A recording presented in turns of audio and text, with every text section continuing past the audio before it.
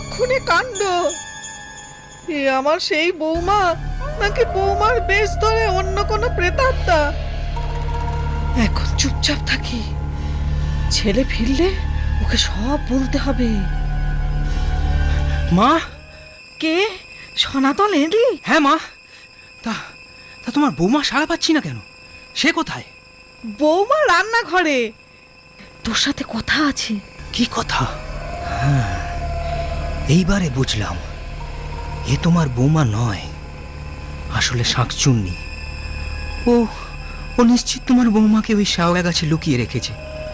তাই ঘরে ফেরার পথে মনে হলো ওই গাছ থেকে কেউ যেন আমায় ডাকছে।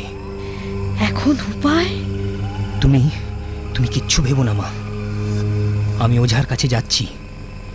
বেশি দেরি করলে তোমার আসল বৌমাকে জ্যান্ত উদ্ধার করা যাবে না।